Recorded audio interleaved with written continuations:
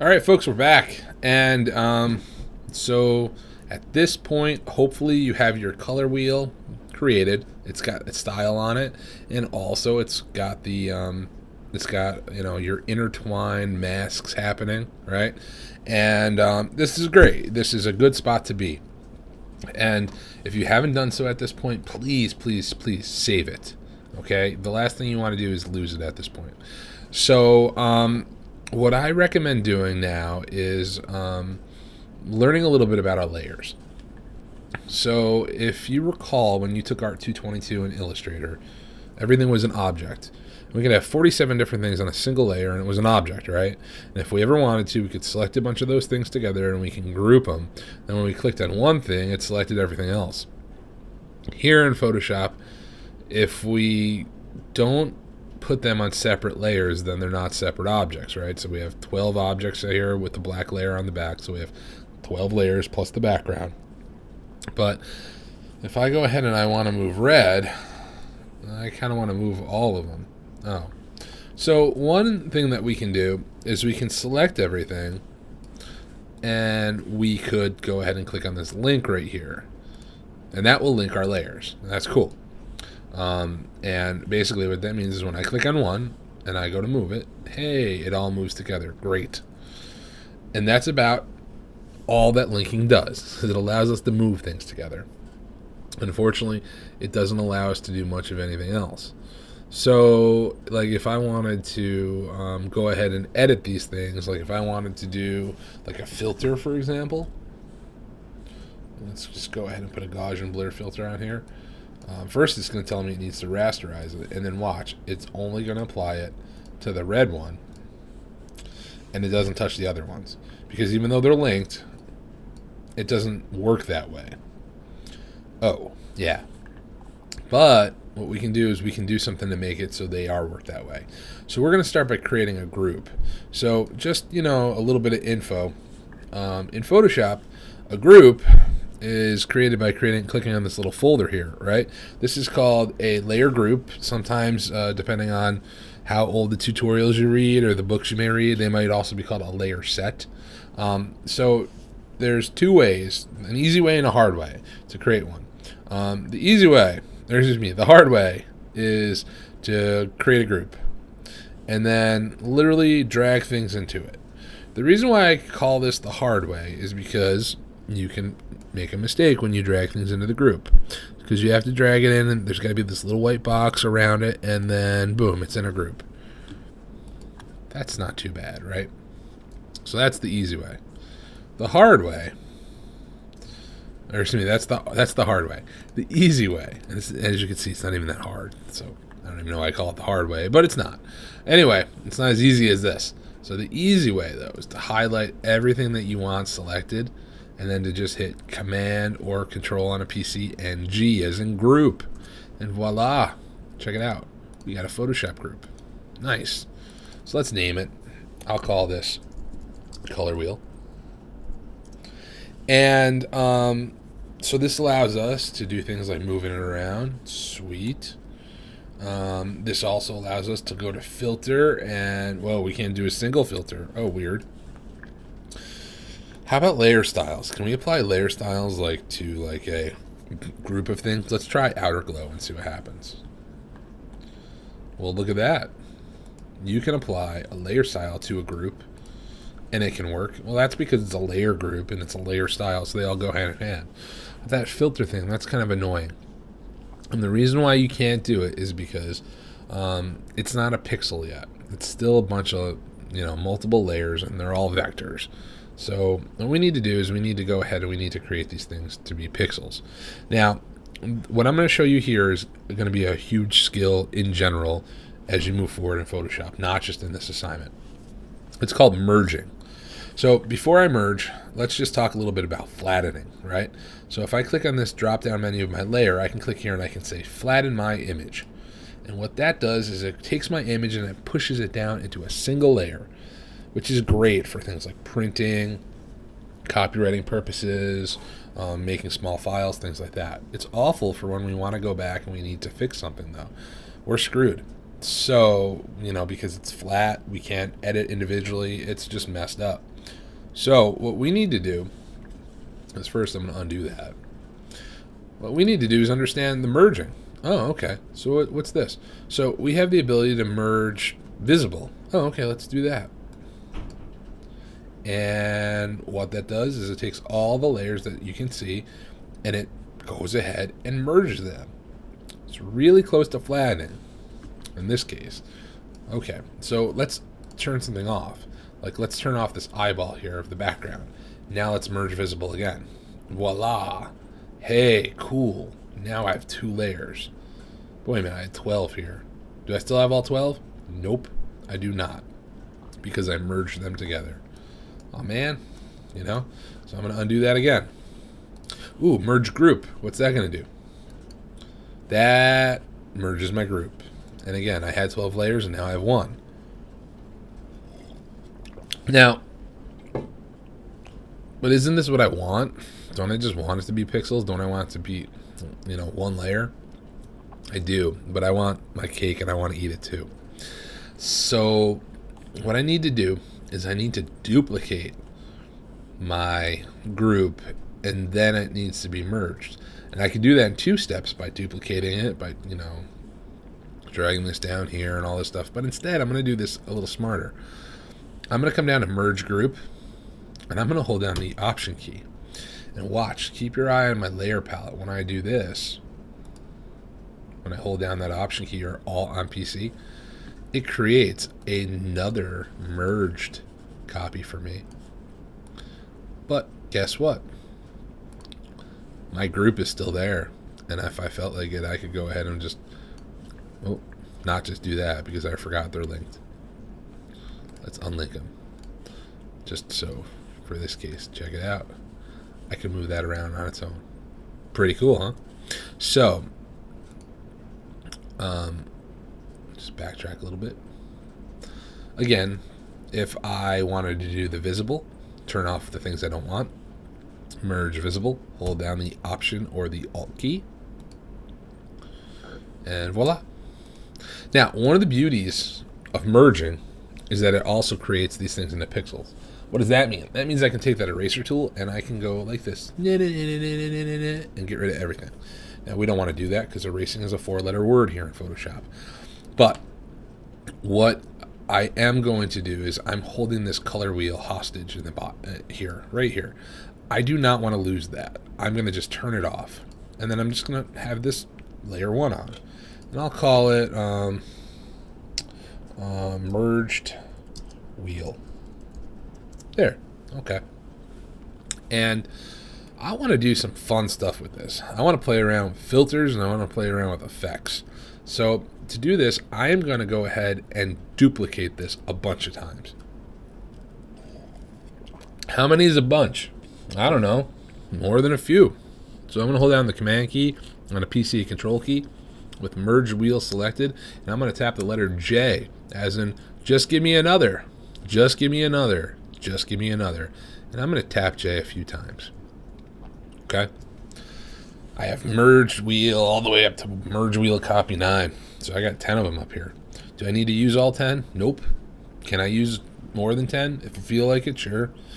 It's going to be totally up to me. And what I'm going to do here is I'm going to experiment and I'm going to play around. So I like to turn them all off. And I like to keep one of them, like this merged wheel. I'm going to put a big fat lock on it. Why? Because you know what? While I have the original wheel, I could always go ahead and make a merge copy off of it again. I just want to duplicate it if I need to. So I'm just going to go ahead and turn that one off, right? I'm going to work bottom up.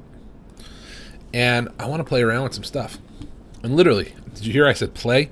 I want to experiment. I want to play. I just want to mess around with some different things. I'm going to go into filter. And I'm going to go to blur. And please, I'm going to just show you a few examples. I want you to experiment when you do this part of the assignment. I don't want you to just copy what I do, okay? Because I know how to do it, and I'm showing you how to do what I do, right? But, like, I'm just kind of making this stuff up on the fly. If you saw me do this in a classroom, it'd be a little bit different. If I made another video tomorrow, it would be a little bit different. So I'm just experimenting, literally. So I'm going to go ahead and do motion blur. And I'm a big nerd, and I like the Flash TV series. You know, I like the Flash all the time since I was a kid. So I'm going to take this, I'm going to jack this all the way up to 2000 and check out my motion blur. It's like, meow, like the Flash ran by that color wheel, and it gives us this funky blur. I'm going to say okay to that because I think it's cool. And now when I turn this second wheel on, it already looks better with that in the background than it did when it was flat black. Doesn't it? So much better already. All right, so I'm going to go ahead, and if it looks good once, I'm going to try it twice. Bam. Nice. Except I'm going to change my angle to 90. And now I get this kind of cool crosshatch thing going on. Yeah. Now, again, I'm not trying to create like artwork here that anybody's going to buy in a New York gallery. I'm trying to experiment with Photoshop and at the same time make something that looks cool, better than that third grade color wheel I made. So, filter, blur. Okay, I did the motions. I'm gonna do radial. That's fun. Let's see what we get. Cool. Now, I'm showing you radial blur as opposed to motion blur because this is an example of a filter that you don't know what it will be until it's done. Now, we are working it within a box. This is a box. Radial blurs will always go dead center unless you move them, like I just did. If you ever wanted to go back to dead center, just hold down your Option or your Alt key and your cancel button will turn into reset. And that works pretty much for every single dialog box in Photoshop. Holding down that Option or that Alt key on a PC and then clicking cancel will actually make your cancel button turn into a reset button. So I'm going to go ahead and I'm going to zoom this thing like crazy all the way up to 100 and say, okay. Bam. Huh. That's interesting. Kind of cool. What happens if I do it again? I'm just going to do filter and radial blur. And then it just does it on top of itself. And I'm going to do it one more time. Third time's a charm. That's kind of cool looking. And I'm going to do some other stuff that I just know how to do. Like I'm going to play around with things like opacity and bring it down. And now you can start to see like stuff happening in between there. That's pretty fun. What happens if I start playing with these things, these blending modes? Cool. Ooh. Looks like the dark side's coming over. Except this one little spot right there. It's kind of weird. Screen. Oh, that brightens it up. Yeah, what about overlay? It's kind of cool looking. Okay. Can you tell, does it do anything different than when I go ahead and I have something on top of it? A little bit, but not much. Maybe if that means I need to jack this up. Maybe I need to bring this back to normal. See how the color, the light is like popping out? I like that. Just want to tone it back a little bit. Yeah, maybe just opacity in this case will work out. Okay, cool. Let's do it again. Filter, blur. This time I'm going to go with radial again, but I want to try something else. Spin. Oh, I like that. That's cool.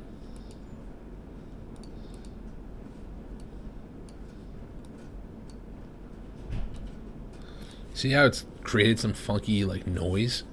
I'm digging that. I wonder if I did filter and blur and I did radial again, but I did, instead of spin, I did zoom, and I like just like halved it or like did it like 30 or 40%, what I would get.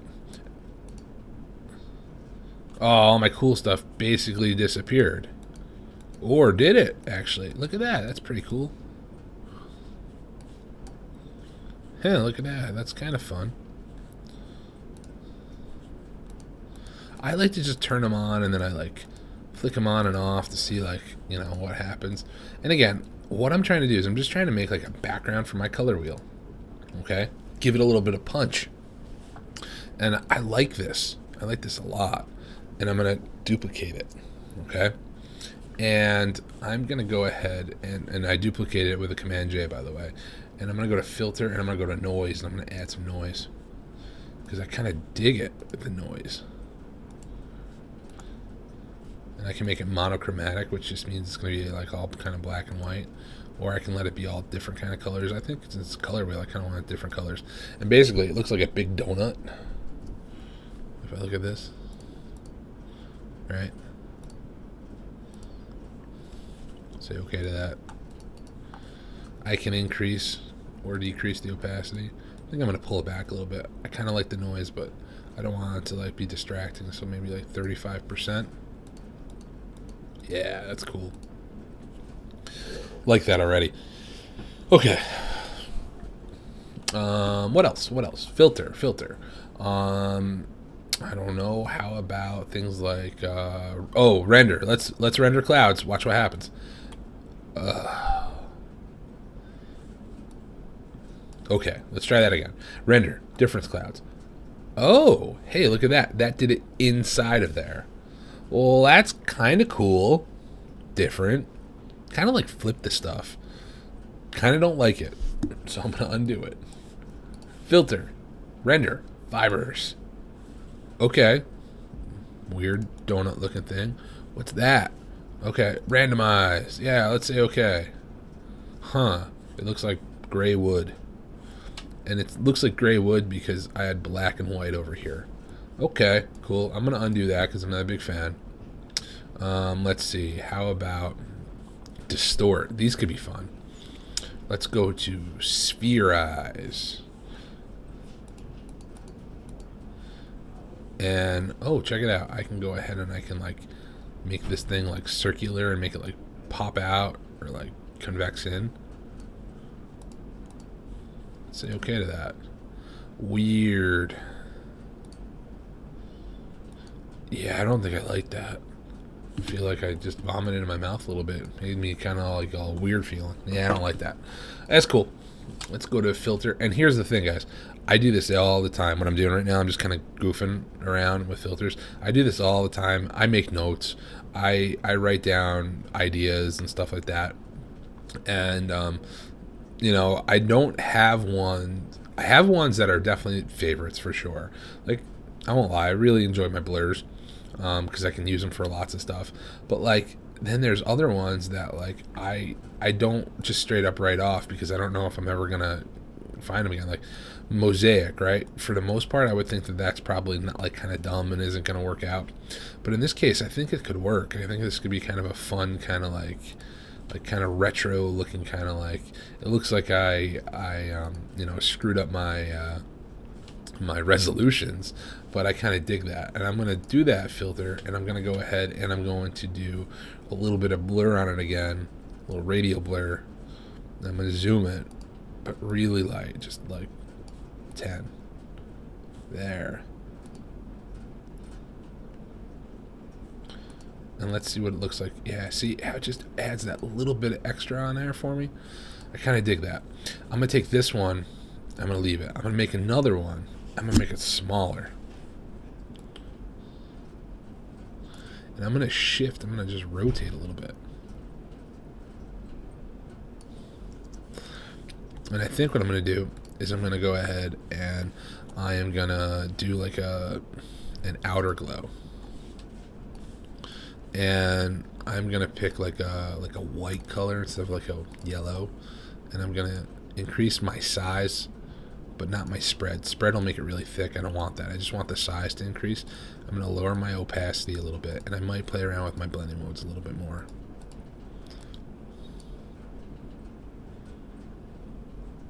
I might include some noise there too, because I kind of dig the noise. I'm liking that. I might even try to invert this Command I. See what happens. And whoa, I'm not really a big fan of that. And I think I'm going to try to rotate this back on top of itself a little bit and maybe even make it smaller again. Because I like where I'm going with this. I just wasn't really feeling that completely.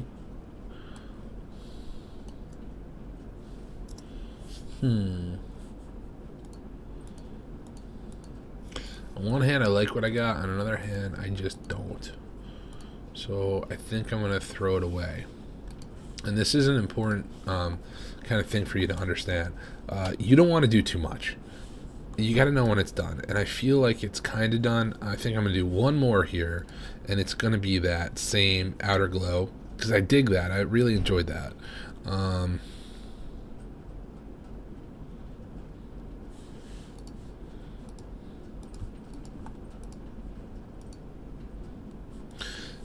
Actually, I know what I'm going to do. I'm going to take this and I am going to do that rotation, right? Just like I did before. And I'm going to take my opacity really low.